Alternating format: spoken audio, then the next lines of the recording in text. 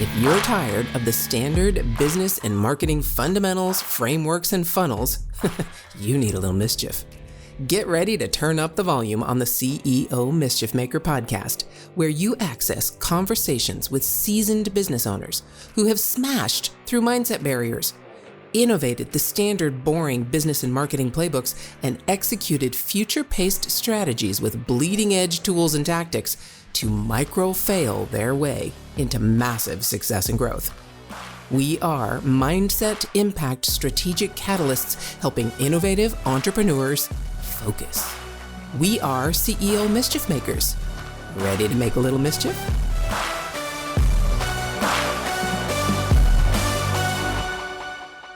Hey, CEO Mischief Makers. Welcome to the conversation. I cannot wait to introduce you to this gentleman. He has impacted my life significantly over the last 6 to 8 months, and even before that in ways that he had no idea.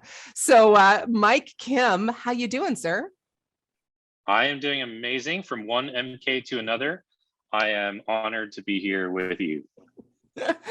Thank you so much. All right. So for some of the people, I know everyone in my world knows who you are because we've used your book and we've trained on your book, and you've come to my mastermind and given us some incredible insights from your book. But for those of our listeners who may not know who you are, tell people what you do. Yeah, I'm a personal brand strategist. Basically, I help people discover and showcase their unique expertise and build a brand around that expertise so that they can go impact the world, do good in the world, grow themselves, and make some money while they're at it. That's really, in a nutshell, what I do. What a concept. Yes, all those things, they all intertwine and relate to each other and help us all grow and obviously make more money so we can, do the things we like to do, like eat, have a roof over our heads. Eat and live indoors. That's what I tell people. Yeah. Eat and live indoors. If you're doing that reasonably well, you're good. You're better than most of the world, to be honest. So. Unfortunately, yes. All right. So it's Monday, and we start Mondays with absolute mindset gold. So I know you're a little bit of your story and what you did before you started doing what you're doing now. But if you could just give us an idea of a very specific mindset shift you had to make to go from your corporate world or your working for someone else world to your entrepreneurial world. Yeah, that's a great question. I've never had it asked that way. And I guess I would say like this. The mindset shift for me was, the most important mindset shift for me was to bet on myself. And I know that sounds a little bit like generic or like up in the clouds a little bit, but I wasn't surrounded, MK, with people at that time in my life who were doing the things that I wanted to do. Like literally no one. All the mentors I had in my life were from a different industry. A lot of people are surprised to hear this when they discover this, but in my 30s, in my early 30s, actually throughout my adolescence and young adult years and into my early 30s, I was working in vocational ministry at a church as the music director. Now, a lot of my beliefs around those things have shifted over the years, but I can look back on it and I can objectively say, I'm not, slamming people in that world or slamming people outside that world, whatever. But basically what that means is I spent the formative years of my life, in the early years of my adulthood, the early years of my marriage, every sphere I was in was a very top-down structure. It was a no questions asked structure. It was follow this code structure, right? Religion tends to be like that. And you heap a little bit of Korean culture on top of that, which is all those things as well. Yeah. Top down, patriarchal, don't stand out, follow the rules. I literally didn't have a single person I personally knew who was an entrepreneur who decided that they don't want to live this way, that they want to do something else. And then still, despite not knowing anything, I was like, I'm just going to bet on myself because I can't stand how my life is right now. And I'd rather, and I know this sounds really extreme. I don't mean this to sound facetious or anything. I take these kinds of words seriously, but in culture, we say, dude, I'd rather die. I'd rather be on the street than live like this. And that's honestly how I felt. And so at that point in my life, I was in a present negative looking for a future positive. And of course, once you start taking steps that way, you start to second guess, and then you go like this. You go, wait, I have a present positive too. I have a paycheck, right? I have stability, and there's a future negative. What if there's instability and all those things? But somehow for me, it was still strong enough to move through that. And so I just bet on myself, and I figured, what's the worst that can happen? They fire me, I quit, I work some regular job. At least I won't be burdened by all these rules and regulations and these expectations, and so on and so forth. So that was really the big mindset shift I made. That's amazing, because really that's the first one it takes. And then once we have that mindset shift of I'm ready to bet on myself, we still, or maybe you didn't do this, but okay, let me just ask it straight out. Did you look for someone else to be able to model someone else betting on themselves, so that you could at least have some kind of security that you knew there were other people out there doing it? Yeah, I don't know if I would have consciously said it so at the time, but here's kind of what happened. That opening or that opportunity and those relationships found me, and I found them by taking steps forward in what I already knew to do. So when I was working that church job, I was the music director there. I always had a talent for writing. So I would blog once in a while, not consistently, but I would blog once in a while. And I left that job without any idea of what I wanted to do. I just quit, right? I just stepped away. And so I continued blogging because I didn't have a creative outlet anymore. Like, think about it. Like, I'm a musician, or I'm speaking on stage, I'm leading teams, I'm in front of people, in front of audiences a lot, even though I'm an introvert, right? I was good at what I did. Then I willingly gave all of that up. So I was like, well, gosh, I have no creative outlet. And I decided to blog, and nobody read it. And it's partially because I didn't know what to write about, because I was going through this identity and career shift. And so then I decided maybe I should actually learn how to blog. And that's how it started. I found a guy named Michael Hyatt. He had really good search engine optimization, and he had good content on how to blog. And I got into his world. I enrolled in a little membership site. And what I tend to do when I'm about to venture into something new, I try to learn the basics ahead of time. It's the investigator side of me. And I'm a big fan. I was a big fan of those Yellow for Dummies books, anything for dummies, right? Because it just gave me the groundwork. And I felt like my path to moving forward was predicated a bit on my understanding of the basics. And so I learned the basics of blogging and then copywriting. And then I was like seeing that these people were monetizing this. And while I could learn blogging and podcasting and SEO and social media, I still didn't really know what I wanted to say. And that was the bigger missing piece. I didn't know what I wanted to say. I knew I could say things. I just didn't know what I wanted to say. So I was a good communicator, good speaker, good writer. I didn't know what I wanted to say. And that started me down a path, probably the way that I would say is really of being okay with my own opinions and being okay with what I see, because I came from a world that did not value that at all. You had to conform to everything, right? Both in my Koreanness and the Christianness, all right, was all conformity. Yeah. And it was easy to conform in this new space. Oh, let me just do exactly what Michael taught, right? Let me do exactly what he does and mimic this. And early on, it was sort of like that. But I found the strength quickly in my own voice and in my own opinions and in my own perspectives. And that was really, really important. That was another big mindset shift. That it That's was so okay for good. me to say these things. Yeah, completely. Because the majority of the people that come to me are in that space. They've taken that first leap. They've started believing that they could possibly do this, but now they're looking at, okay, maybe I have one client, or this part is working, or that part is working, but how do I get deeper? How do I really believe in what I have to say, and how it is unique and valuable to others? So take me deeper into that. What shift did you have to make in your mindset to be able to not just take that template and work it, but to believe in yourself at a deeper level, that what you have to say is important and can impact others, so that you can actually build this business? I think there are a couple of things in there. The first that comes to mind is that action really cures fear. And I read that in, I can remember the cover, but it was a book on mindset. It was a very, very popular book. I'll have to look it up. I remember the guy's name was David something. It was like the only book he'd ever written, like 75 years ago, right?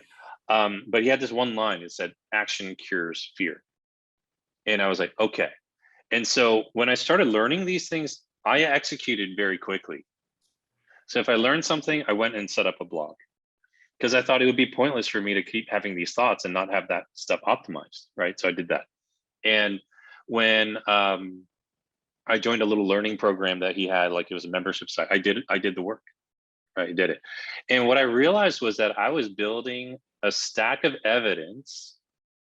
If I were going to court and the prosecutor was like, "Mike Kim, you have no right to change your life and do anything different," right? And I'm on the stand as the defense.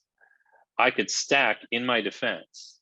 Well, I blogged every week for a month straight. Now it's 2 months straight. Now it's 3 months straight. I set up my website. I know how to format things in HTML for the website.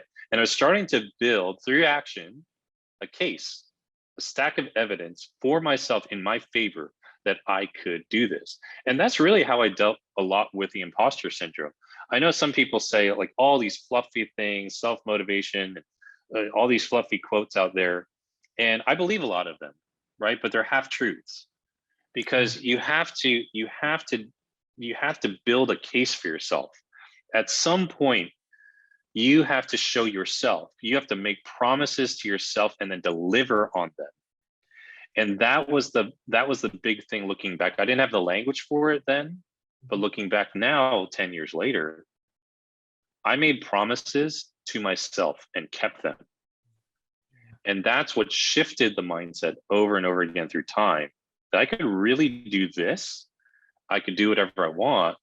And how I did it was shifting my mindset. So the cool thing is I could still shift my mindset later into other things, right? And so I'm adaptable and I can be in that space. And so that was really the first thing. It was that action cured fear. And I just kept doing things until I had to do the next thing. And so there's a lot of bootstrapping early on, but it helped me build a case of evidence in my own favor.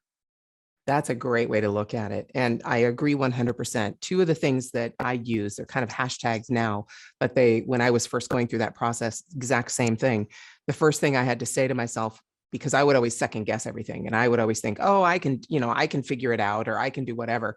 And so the first thing I had to say to myself is, okay, if you're going to look at someone else's formula and try and model it and see if it works, the first thing you have to do is trust it works. So do they have evidence that it works? So the first thing I had to do is, okay, trust it works before I'm going to start, putting it down or second guessing it.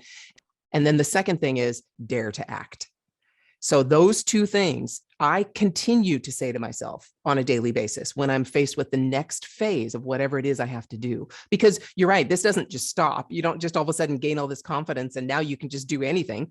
The next thing, like you probably had to do the same thing with writing a book. And the same thing with creating your own masterminds and the different products that you had. We just talked about blogging.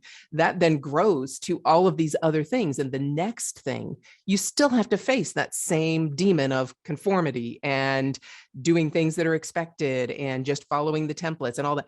They get easier, but they're just a different animal that you then have to confront. Do you agree with that? Yeah, absolutely. It's funny that you mentioned that. one of because a lot of this growth, especially at that stage, it's changing the narrative you believe about yourself, right? And basically, if you were to look at, again, Instagram or whatever, you would think that all you have to do is just like change your mind. Okay, that's not true. That's not how this works. That's not how we're programmed. It's not how human beings think. It's not how our brain works. And a lot of that, building the evidence for yourself, building a case in your own favor. Yes, there was a lot of that. And it was changing the narrative slowly and slowly and slowly over time. A couple years ago, I started to work out regularly again, right? And all through high school, I was an athlete, but I never weight trained. I never did anything like consistently. And, I decided to take it seriously. And part of it was, a big part of the catalyst was a divorce that I went through. Okay. And it's kind of stereotypical, but people get in shape after they go through a breakup or divorce. I mean, they really do, because they start to value themselves. And they want to, I mean, they got to do something with all that energy, right? And I had in my head for the longest time that I was out of shape. I was not physically active. And to this day, I think that.